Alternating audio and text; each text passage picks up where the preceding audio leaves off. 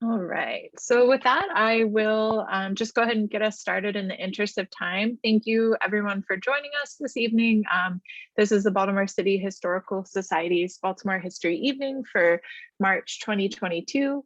Really excited to have you all here. My name is Allison Seiler, and I am almost told you my job title.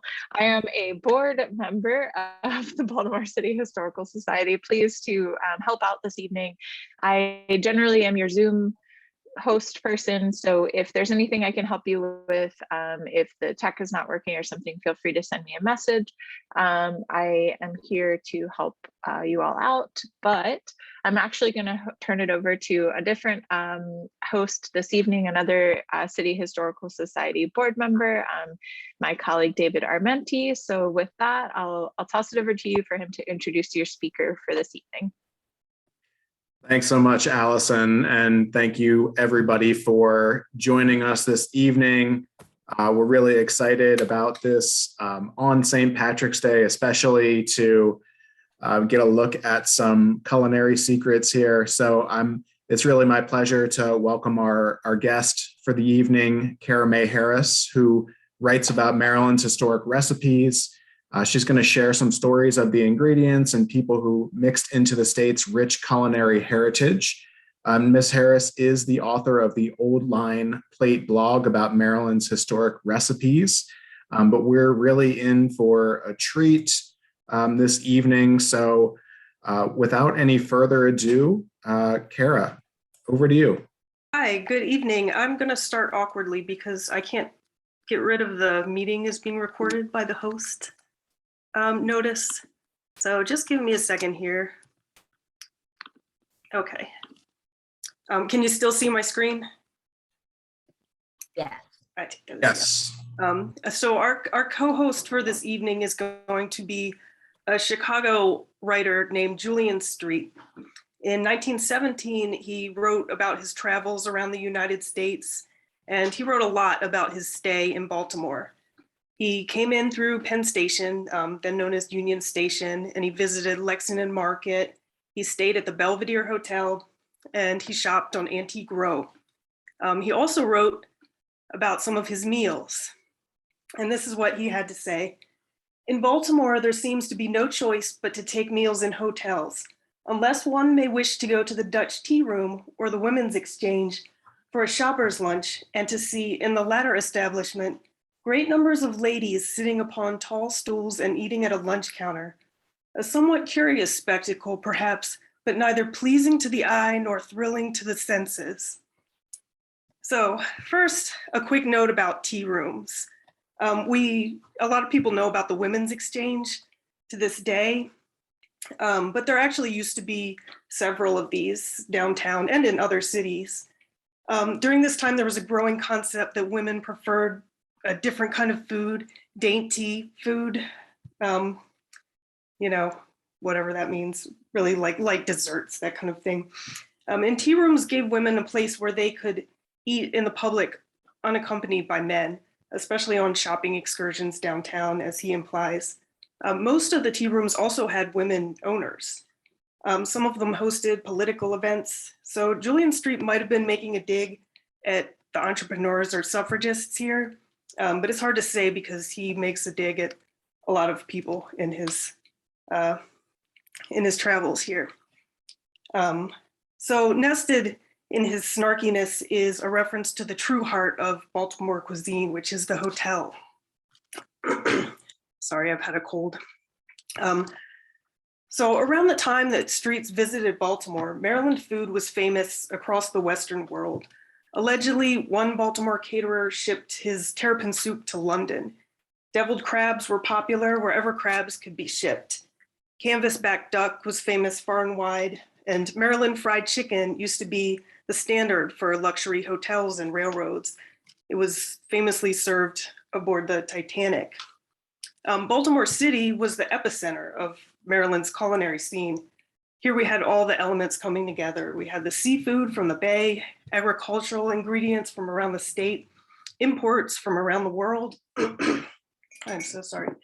And a steady supply of tourists, also the social clubs and businessmen to support the industry. Plus an active press to rhapsodize about Maryland food. Mencken sometimes did this, but he was far from the only one who would write these columns talking about all of our great strawberries and crabs and corn and other local foods that at least everyone in Maryland considered to be the best in the world. Now, when we think of sophisticated cooking today, we often think of chefs working in restaurants, but that mostly wasn't the case in the 19th and early 20th century.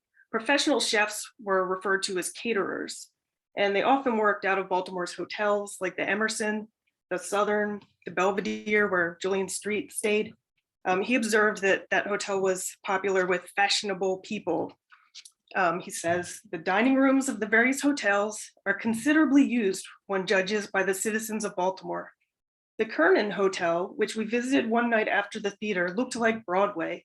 Tables were crowded together and there was dancing between them and between mouthfuls. So caterers also served for Baltimore's social clubs and different functions like the bachelor's cotillion, ladies' lunches, things like that. There's a really good chapter in a book called Southern Provisions by David Shields, where he talks about the Maryland Club feast. He talks in great detail about the food. He centers the chapter around a menu from an 1880 cookbook. A patriotic son of Maryland suggests a perfect dinner, a feast of oysters, terrapin, canvasback duck, crab salad, hominy cakes. Hominy was very big in Baltimore. And celery, which, if you don't know the history of celery, it was kind of a status symbol at the time. People had special vases to keep it on their table displayed. So celery was a part of a very high-class meal. It was also a given almost that these dishes would be prepared by a Black caterer. In 1931, this caterer named Richard Mack was interviewed in the Afro-American. He told him about his stressful career in the catering business. His career as a caterer had him working in the homes and clubs of Baltimore's elite. He managed the food as well as crews of men. Much like catering now, the dishes were often rented from a third party or provided by the venue on occasion. So he mentioned if an expensive piece of silverware went missing, his whole night's profit could be lost. He said that if he were to do it all over again, he'd choose a profession other than catering. However, catering was one of the most profitable careers for Black people in a city like Baltimore. Richard Mack lived his life kind of in a time of transition where this industry was really taking hold.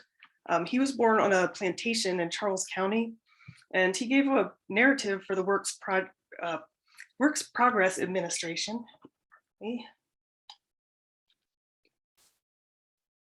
In 1937, he gave a narrative for the Works Progress Administration. He describes his childhood where he was witnessing violence and slave trading and backbreaking work, farming tobacco. He worked with horses, which eventually brought him to Baltimore in the stables, and he became a butler at the Garrett Mansion in Mount Vernon. So this led him into the catering business. But Baltimore had a lot of other famous caterers. The newspapers celebrated their careers. They were almost celebrities in both the Black and white newspapers. Mack is especially notable because of the narrative that he provided to the WPA. It really illustrates the transition from slavery to serving Maryland society as a businessman. This profession enabled men to accumulate some wealth in their lifetimes, but there's kind of a lot of complexity and I guess we would say now a toxic culture embedded in this industry and the relationship between the patrons and the people who are making and serving this food. So Julian Street brushed on this also. He said, "I felt I was not alone. My first real view of Baltimore, but my first glimpse over the threshold of the South into the land of aristocracy and hospitality," and pardon my awkwardness reading this one, "of mules and mammies, of plantations, porticos, and proud flirtatious belles, of kernels, cotton, chivalry, and colored cooking." So you can see here what people came to Baltimore kind of expecting to experience. A manager for the Hotel Emerson explained he actually fired all of his French chefs to hire Black chefs. He said, people were getting tired of coming to the South, the land of good old-fashioned eating, to run across French cooking. When they come here and ask for chicken Maryland style, or for terrapin or oysters, they want these dishes prepared by cooks who know how. French cooks might do pretty well for New York, but for Baltimore, never. So this kind of encapsulates this industry at this time. I think that this quote was from just a few years before Street's visit. So at the same time, these industries were primarily dominated by men. Women were capitalizing on this tradition by producing cookbooks, white women specifically. So Mrs. Benjamin Chew Howard here, this is her portrait at the Maryland Historical Society. You might know a lot about the Howards of Baltimore. She wrote a famous cookbook in 1870. Her family, of course, probably relied on enslaved people to do the cooking and later servants. Occasionally, old books, you'll find references to this in the recipes where an author casually acknowledges the source of the recipe, usually by first name, but most of the time there's no acknowledgement. A lot of recipes might not even be something the author had tried. They would just kind of hoard all these recipes and try to put as many as they could into books. One Maryland cookbook author has over 1,000 recipes in her cookbook, and she'll have 3 and 4 for the same dishes. So it's hard to really tell which ones would be the recipes that would be served at Jane Howard's at her home or at the Belvedere. So her cookbook contains recipes for a lot of oyster dishes, some crab, and maybe some other surprising things. There's recipes for okra soup, a recipe for bene seed biscuits, which are sesame seeds that are generally associated with South Carolina. She also has some recipes in her cookbook for Indian dishes. I was like this Binderloo, but if you look at the recipe, it's a highly spiced, almost preserved meat meant to be served with rice. So you can see in her book the different influences on the food, the Southern identity as well as this Indian food, which came to our culture through British, through British interactions. So Mrs. Howard actually copied a lot of her recipes, as did most cookbook authors at this time. So some of hers are from Mary Randolph's 1824 cookbook, The Virginia Housewife. This was a hugely influential book, and pretty much most of the 19th century authors were influenced by it, if not copying recipes directly from it.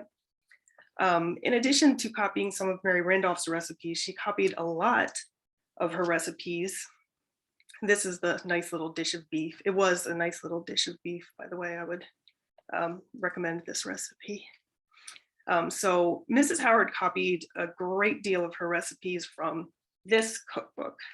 It's lesser known now, but my research leads me to believe that it sold pretty well. This was put out by a woman named Mary Lloyd Tyson, and she was a relative of Francis Scott Key, and actually a relative of Mrs. Howard by marriage, or her niece, I believe. So they knew each other, and Mary Lloyd Tyson's half-brother was married to Mary Randolph's niece.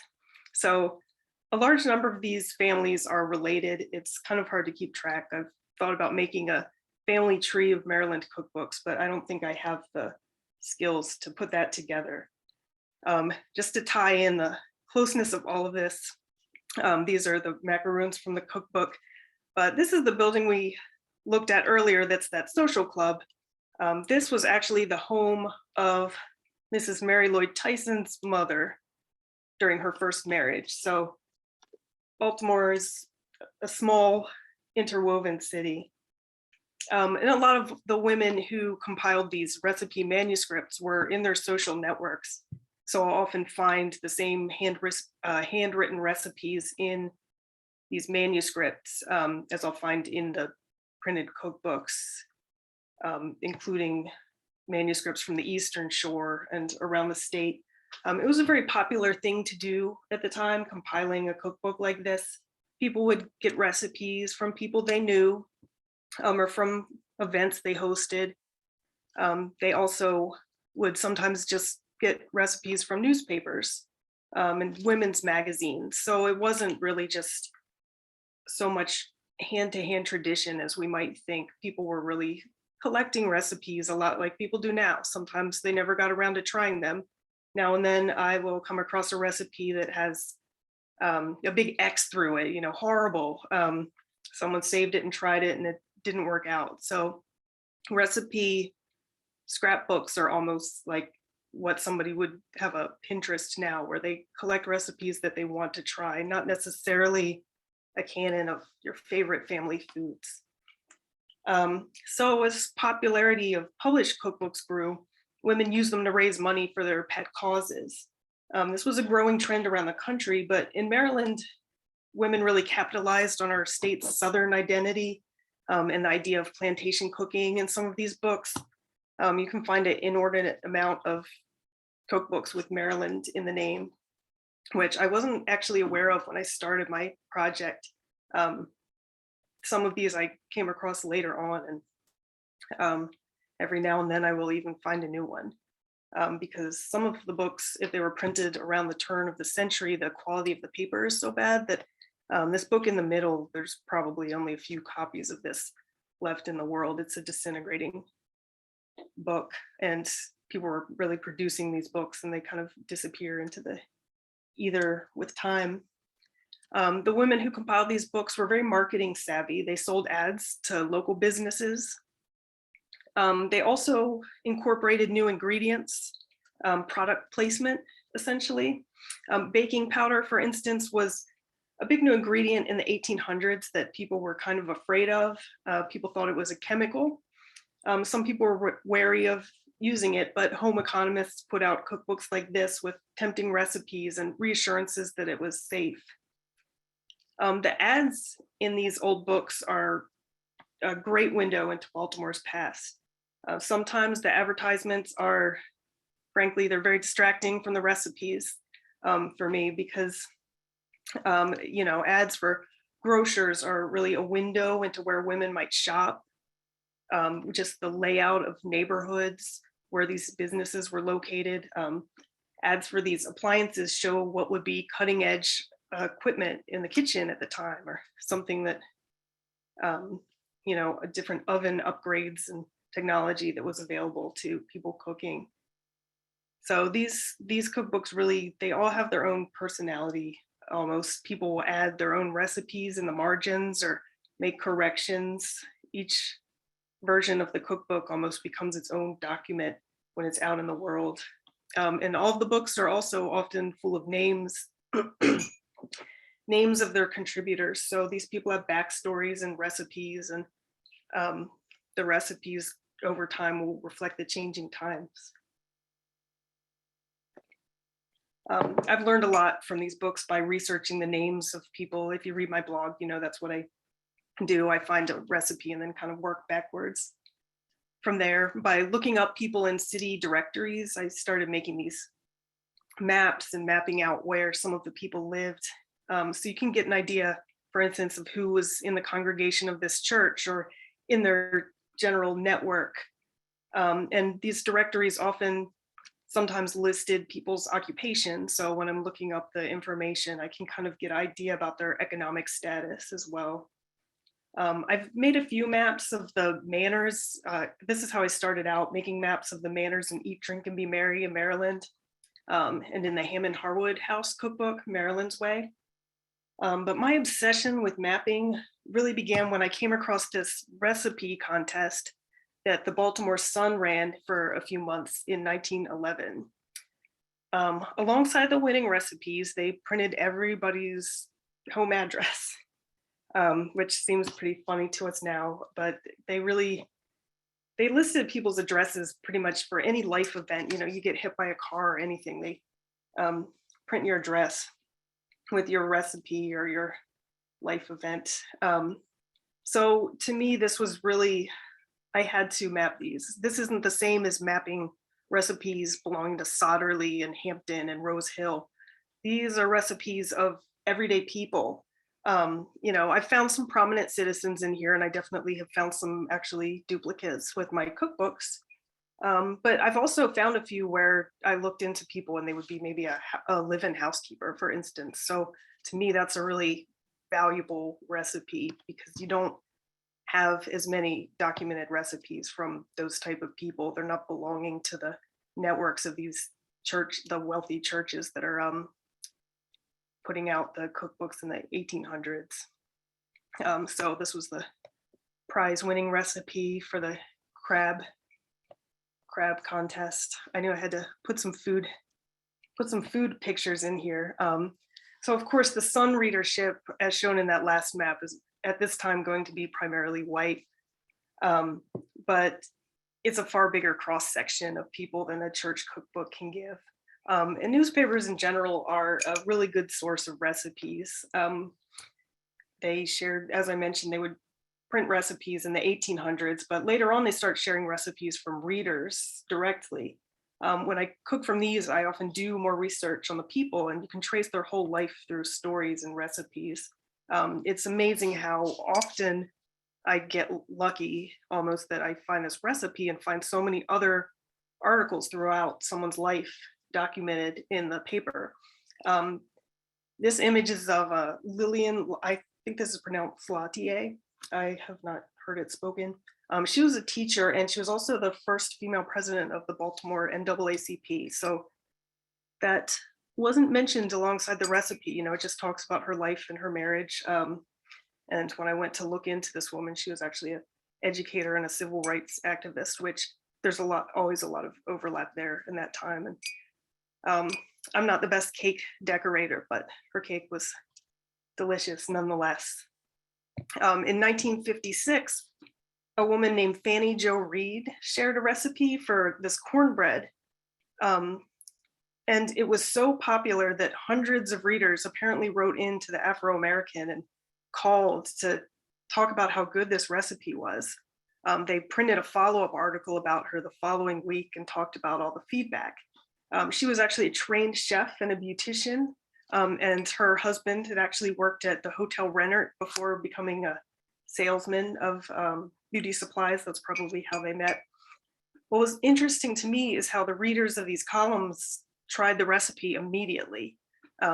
They ran the follow-up the following week, and hundreds of readers had tried this recipe. I know I tuck away recipes to try, and if I'm lucky, I might get to them in a year. So it's really interesting that people had a loyal readership like this and were following up with the paper to tell them how they felt about the recipe. I found a lot of interesting information in newspapers about food in general. This is a woman who was a farmer on the Eastern Shore in 1930s, and she pioneered the idea of using an airplane to fly her produce across the bay into Baltimore. And I have some of her recipes in another book. And newspapers also document something that was a huge aspect of Baltimore food that doesn't really appear in cookbooks, and that's street food.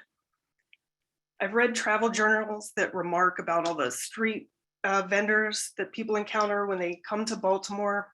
This is how crab cakes were primarily sold.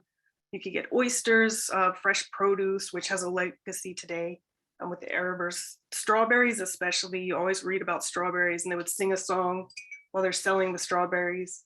And treats like ice cream, snowballs, and hokey pokey. Hokey pokey was a cheap version of ice cream. It was very controversial in the 1900s. It had some filler in it like gelatin, so probably not that different from an ice cream sandwich you would buy at 7-Eleven now, but the vendors who sold it were often Italian, and so there was a lot of suspicion that it was unclean and unsafe. Food poisoning was rampant at the time, so newspapers would pick up these stories about children getting sick after eating hokey pokey, and they'd print them across the country. The real death knell for hokey pokey, in Baltimore at least, actually came from the ice cream lobby, which was a pretty powerful lobby here in Baltimore. As an industrial town, Baltimore had a lot of influences from food manufacturers. It's hard to even imagine the extent of items that were made in Baltimore and shipped all over the country. A few of my cookbooks come from different distributors and manufacturers of food products. And they're a really interesting window into that aspect of Maryland food and what people were expected to do with these different products. Here is a cookbook that was an advertisement for North Avenue Market in 1908.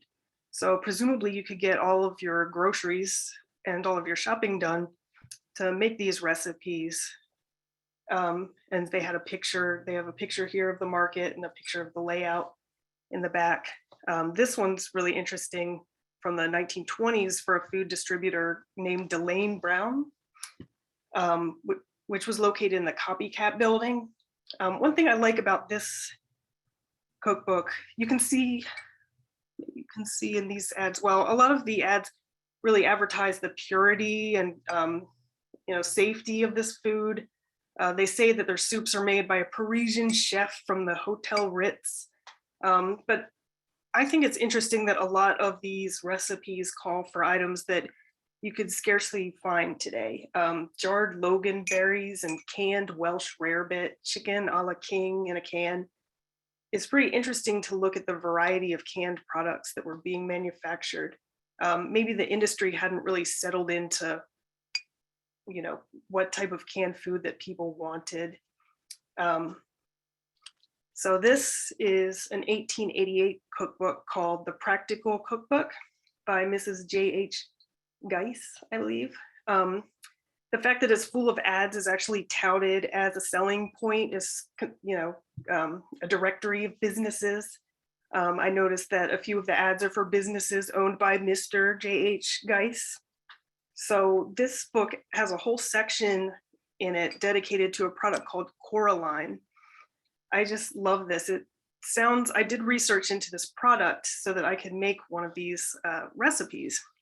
And it sounds like Coraline was probably invented as part of some industrial accident when processing corn. Dried corn was steamed while it was being milled, and it sounds like it came out in little curlicues and maybe had an effect, something like instant grits. So I made some muffins with some instant grits for these recipes. Of course, I can never really know if this is truly what Coraline would have been like. And that's the case with a lot of these old recipes. Even without missing a manufactured food product, a lot of old recipes are just really vague. And the ingredients that people had access to could have been completely different. Yeast and flour for bread, especially the varieties of produce. On top of that, you can see here that there's so much left to interpretation. When these recipes were written, it was really assumed that cooks would have a good amount of prior knowledge to work from. So baked goods, sometimes they don't even tell you to bake it, or they'll just say bake it in a slow oven. It's just a given. I have recipes that call for any kind of meat. So you don't really know what you're getting, if you're getting a true taste of the past per se. That's why I've come to think of it more as an experience really than the end product. So that's kind of why I sometimes turn to the newspapers and travel journals to fill in some of the blanks. Newspapers also list the prices of items in the market. I know there was a talk, unfortunately I couldn't make it, about Lexington Market a few weeks ago. I have actually tried very hard not to duplicate anything that would be in that lecture. But these ads, you can get an idea of the variety of items that were available to people in Baltimore. And sometimes it's a little surprising, for some stereotypes we might have at the past. Sometimes items will come in at relatively low prices, and you can see that an average person could really make something with bananas in the 1890s. And you'll see things like pineapples and chocolate and different spices and advertisements for products from all over the world. I think sometimes in food history, when we don't have a lot of facts about a famous dish, people kind of come up with reasons that assume that a dish must have been created out of necessity. It used up scraps, or they had to take it out to sea, that kind of thing. And restraints have definitely always been an influence on food, but I think that we kind of underestimate creativity as a factor in the development of food and recipes. I think that people have always liked to have fun and come up with new ideas for what to eat. So in the early 1940s, the Baltimore Sun started bemoaning the death of famous old Maryland cooking. Suddenly, there's a lot of nostalgia for this cuisine that was marketed on nostalgia to begin with. So what happened? First of all, as these articles point out themselves, food rationing was starting to affect the way that people ate. There were also environmental factors, seafood prices, terrapin endangerment, changing populations and industries, and changing tastes. Less population density eliminated the market for street vendors. I think that I read in 1977, there was one snowball stand for every 800 Baltimore citizens or something like that. So as the population begins to thin out, those kind of industries aren't as viable. But also when you think about this time in Baltimore, I think it's pretty plain to see that this culture wasn't really sustainable. These chefs and waiters who staffed the famous hotels, they weren't even allowed to dine in most places downtown. This culture surrounding the food, the mules and bells and mammies that Julian Street talked about, it was never real to begin with. I think the origin of the chicken box, for instance, isn't really documented, but I think it's very likely that that was a result of how many Black people were working downtown who didn't have anywhere they could go to eat. So the meal is in a box. But the silver lining for me in this I didn't want to end this on too negative of a note, because of course I love this stuff, but the silver lining to me is that the truth is much more interesting than this kind of fantasy of plantation cooking. The real lives of all these people who made these recipes, and that includes the caterers and the would-be Southern belles and so forth, is just so much more complex than that. Every single recipe I've made has a story, whether I can find it or not. And I just love using these cookbooks as a window into another time. They represent a really big aspect of life in another era. All the different people who left a trail of information about their lives and times and their aspirations and preferences, and all they were trying to do was have a really good meal. So that's the end of that. I'm sorry I kind of rushed through that because of my cold. Hopefully I'm not too early on time. Are we okay? Yeah, we're definitely okay. We can do a lot of discussion. So David can lead us with that. All right. Yeah, so we had several questions come up in the chat early on. So I'll start with Barbara Blumenthal. And of course, if it was your question and you would like to elaborate or shift it, please feel free to unmute yourself. But I'll just kind of go through what we see here. Barbara was wondering the name of Julian Street's book. Oh, yes. I have my note here. It's like travels. I might have to, anyone whose questions I can't answer off the top of my head, I might can always email me later, because I actually don't remember. I'm going to look it up because it is on, I'm sorry, I'm very remiss in not mentioning that because it's on public domain. You can find it on Gutenberg.org. So American Adventures by Julian Street. And American Adventures, a second trip abroad at home. And I absolutely recommend, if not reading the whole thing, reading the chapters that are dedicated to Baltimore and to Maryland. He goes to Annapolis and Ellicott City. And he does, in fact, he kind of alludes to the segregation that he encounters here, and Baltimore's kind of Southern identity. So, and as we saw, he's kind of got a little sense of humor about it. So definitely check that out. It's American Adventures. Thank you. And just as scrolling through as well, we'll just see a range of comments as well. People excited about things that have been shared. Heather, our illustrious board president, wonders, When did recipes start to be formatted as we recognize them today? I see many of the old ones just read as paragraphs without ingredients broken out. There definitely seem to be a lot of assumptions that you really knew what you were doing. So that was a gradual process, but the person who's really credited for kicking off the standardization of recipes is Fanny Farmer in the 1890s. She ran a cooking school and she standardized measurements, because when you look at cookbooks before then, you will have something calling for a salt spoon of this or that, or a teacup. So she standardized things into cups and pretty much the measurements that we still use today. As for the list of ingredients, I don't really see it being universally adopted until the 80s, which sounds kind of funny. That's probably not the case for professional cookbooks. But one thing that's surprising about community cookbooks is that you find out that old traditions hang on a lot longer in these books. I mean, I have cookbooks from the 90s that have aspects in them and things that people, oh, so funny from the 40s. And people are still making these kind of things up through the 80s and early 90s. So as for the measurements, I think I start to see them being more standard in 20s cookbooks.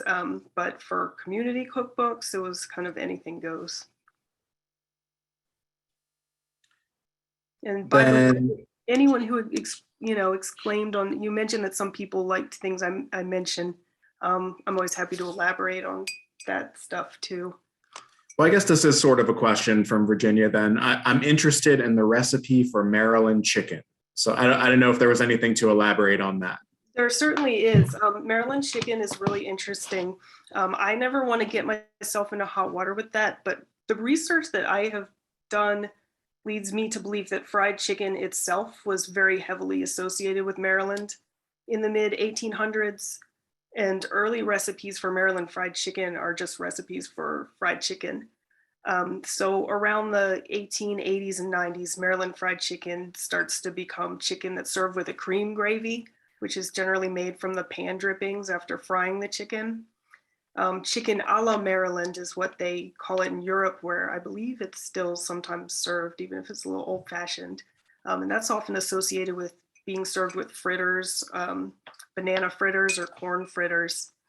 So there's no one recipe for it. There's actually also, I don't want to overuse the word controversy, but it's food, there's controversy. So there's one school of thought where you kind of steam the chicken after frying it, which makes it a little bit less crispy. There's the cream gravy. Some people in modern times kind of put obey in it to make it the most Maryland fried chicken that they can.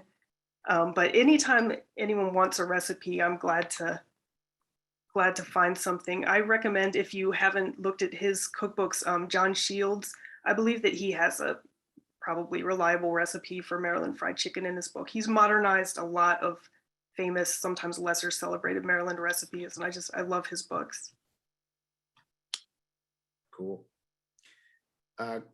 Constance had put the question out, did you find Maryland's way from Annapolis, Hammond Harwood House? And then also said you just answered my questions, but I didn't know if there was any elaboration from either Constance or anything else you wanted to add to that. Where did I find it? I'm sorry, what was the? Did you find Maryland's way from Annapolis, Maryland, Hammond Harwood? Oh, I guess she's from Annapolis. Oh, okay. Hammond Harwood. Yeah, that's a great one. That's a really interesting cookbook. They put so much work into it. And it has so much history and stories woven into it.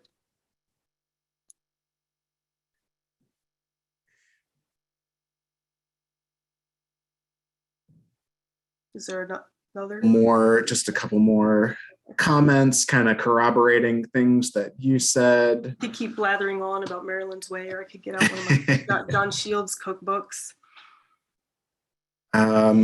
Constance also commented that she still buys Manning hominy in local stores in Annapolis, and that the Manning Company is the last cannery company still in Baltimore.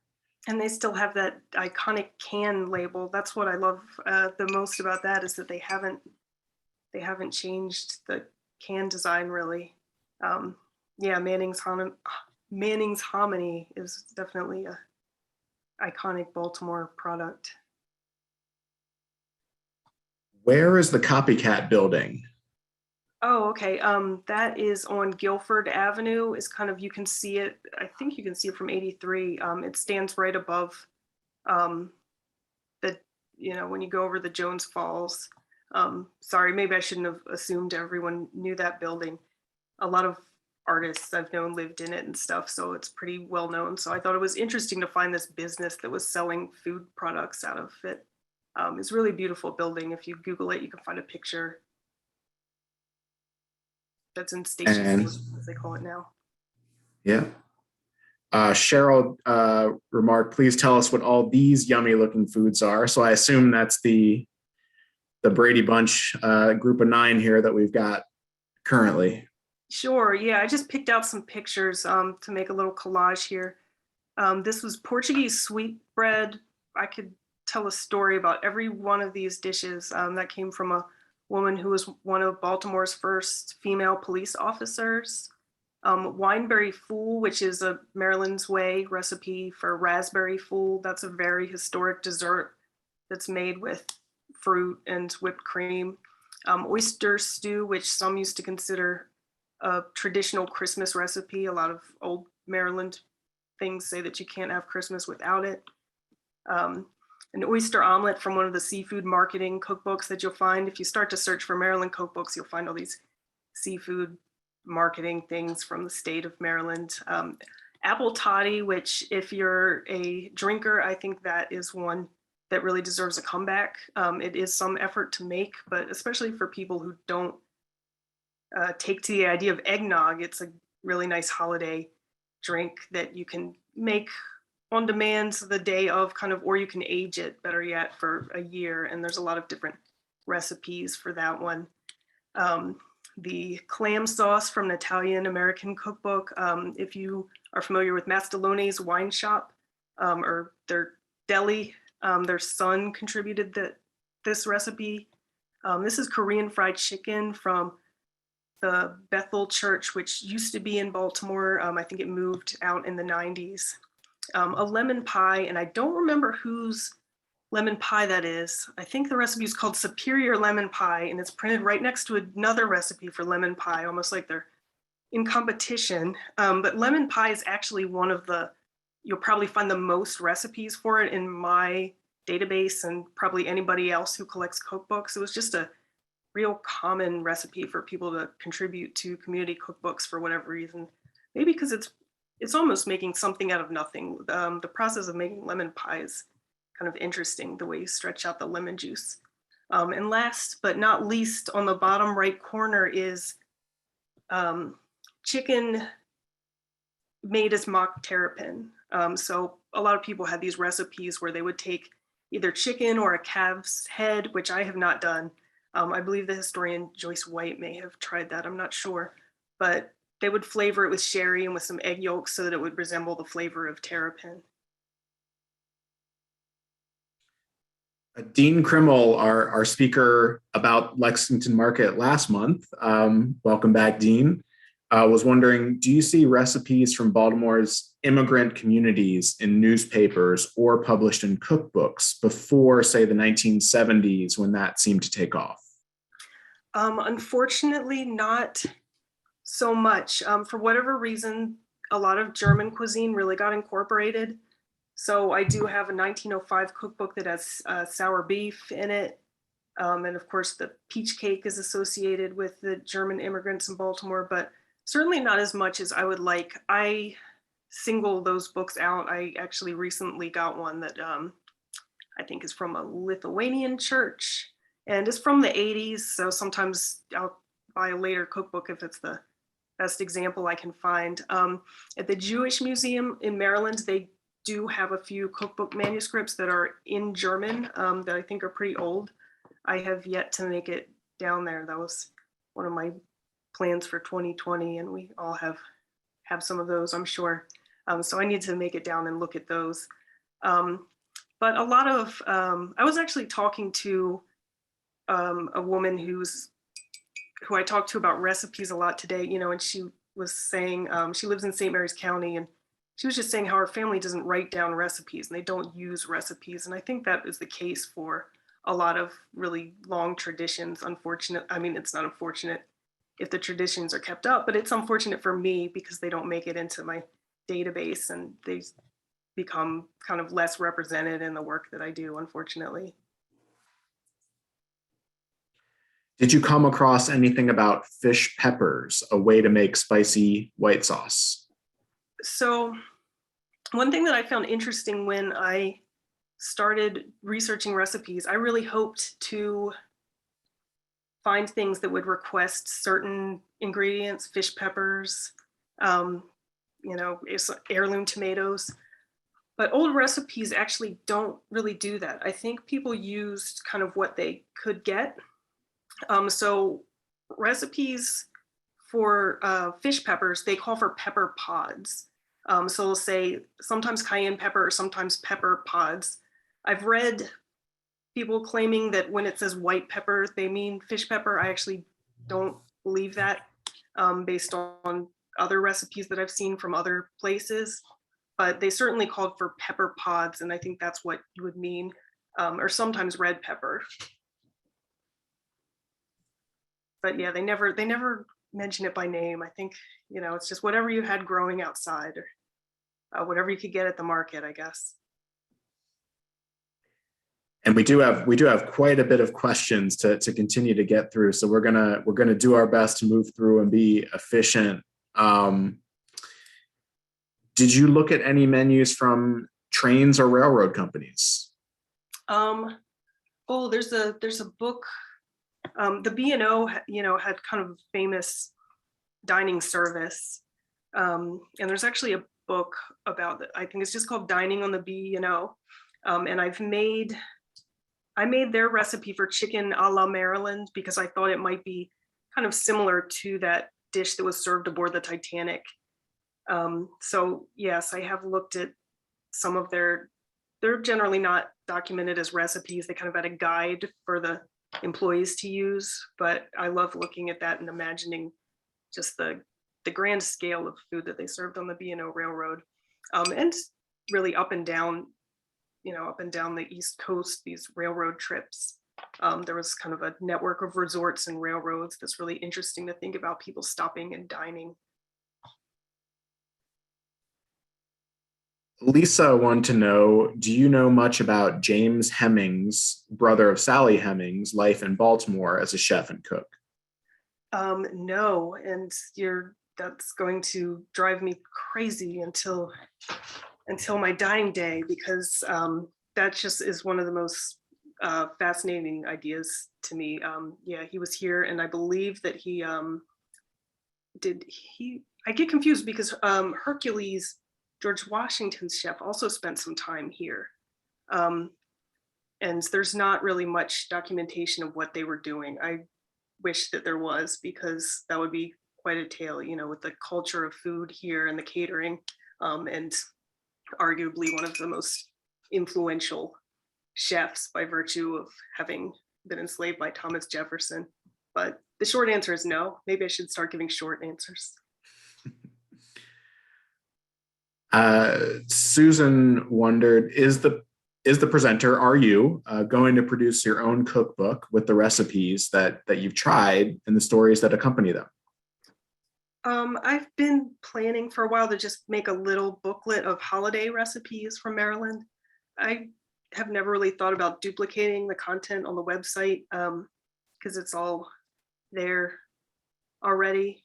I also had a abandoned project to reprint an 1888 cookbook that I have that I find kind of interesting and haven't seen anywhere else, but I haven't completed any of these yet. Hopefully I'll have the Maryland holiday recipes thing together in the fall. So if you follow my website, I'll be pushing that out in every direction. I have a friend who is going to help me do the graphic design part. So I'm over the intimidation part of that, and hopefully that will be coming in the fall. Howell and Madeline wanted to know how you got started in all this and some of your favorite recipes. I just got started because I had actually my mom had this Southern Heritage cookbook library. It was like a subscription and you would get a book every month here like these. And I borrowed one of these books to make a cheesecake. And as I was looking through the book, I found, there's a lot of interesting ephemera in here. I don't know if this is in focus or not. And I came across a recipe for Maryland white potato pie. And I was like, what on earth? So I had to make that. And then next thing you know, I found, apparently they copied, or legally, this isn't the 1890s, this is the 1980s. They took a lot of recipes from Maryland's way. So they would name them Maryland fill in the blank. And I was like, well, I never heard of Maryland baked liver. I guess I have to make it. And that was probably around 10 or 11 years ago.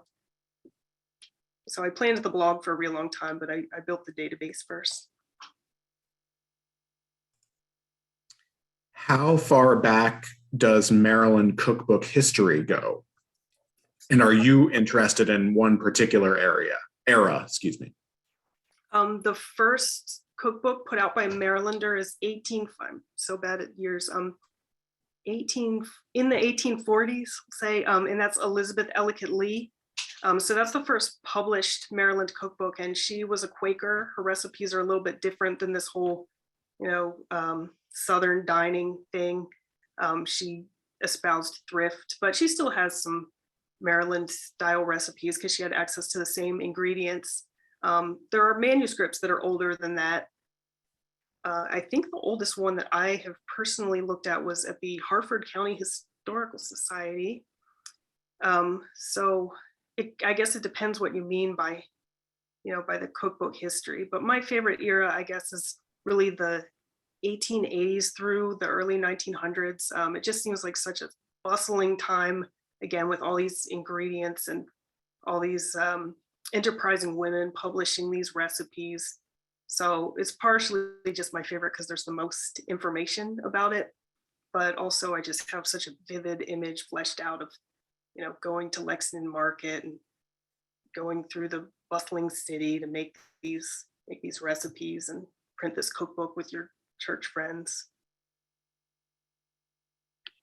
And there are a lot of great comments in the chat. So, fellow participants here, definitely look through some other facts coming through from other local historians or board members here. But, and excuse me if you already did this, but somebody else wanted to know your favorite Maryland recipe, if you have one. Yeah, that's always so hard. I think that more than a favorite recipe, I've learned a lot of interesting techniques from historic cooking. They would use ingredients like mushroom powder, which you can just make by pulsing dried mushrooms in a food processor or a blender. They used anchovies, essentially how you would use MSG. It just adds a nice flavor. So partially, I've just gained an appreciation of these certain techniques. Some of these pictures that you see here are actually a few of my favorite items. For a few years there, I was making the oyster stew for Christmas. It's so simple, so easy to make, and just showcases an ingredient, and is a great tradition. But the apple toddy and from St. Mary's County, the stuffed ham, but we don't have all the time in the world, so I won't get started on that one. I could do a whole talk on the stuffed ham. And Allison's kindly reminded participants that she'll share comments and questions with you afterwards. So we do apologize if we don't get to everyone. A lot of people very excited to engage here. Me too. A this question. Is my favorite part. Yeah. Do you know about the origins of sauerkraut and turkey at Thanksgiving? No, that's not really. I haven't really seen that documented. I think it was just such a given thing. Not to use the analogy of food from another place, but I always think about one of my favorite things is thinking about Cincinnati chili. It has cinnamon in it, and I just love there's Greek immigrants who were, tried chili and they said, this can't be right. There's no cinnamon in it. So I think it's just that kind of thing, like, what? No sauerkraut? Of course there's sauerkraut. And other people try it. It makes sense. It cuts through the fats. It's a flavor combination that works, and it just became part of the tradition. The real mystery of that is how it has such a stronghold in Baltimore specifically. And those are the kind of questions that we may never know, but really interesting. And looks like we have time for another question or two. Someone wanted to know if there is a recipe for turducken. I do not think so. I can always look in my search my database, but I don't think that I've seen turducken. Yeah, I don't, at least not by that name. I do not have that.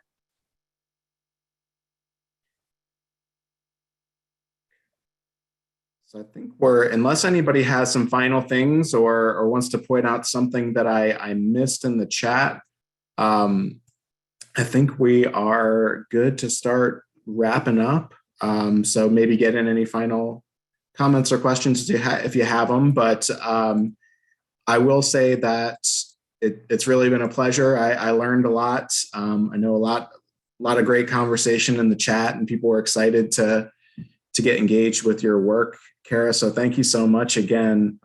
I'll remind everybody who's still with us that the Baltimore History Evening series will continue on. We are thankful for our sponsors, Arcadia Publishing and Trace Architects. We will have another conversation presentation going on next month, April 21st at the same time. That's Overlooked Places, Telling the Interconnected History of Maryland Through Recent Archaeology in Baltimore, from Dr. Adam Fracchia from University of Maryland's Department of Anthropology. So check that out, and we will have two more conversations beyond that through June. So stay up with us on Baltimore City Historical Society. And Allison also reminded us that we have the YouTube channel, so please do check that out, subscribe, and you'll be able to get access to the recordings of many of these evening talks. So thank you, everyone. Yeah, thank you all so much, and feel free to reach out to me to find recipes. I've had a lot of really interesting traditions brought to my attention by people requesting recipes from me. So find my website and be in touch. I love those interactions. Awesome. Really appreciate it, Kara. Thank you so much for doing this. This is wonderful. All right, have a good evening. Thanks a lot, Thanks. Kara. Take care, everybody. Thank you for coming. Yes. Thank you for joining us. Good night, everybody.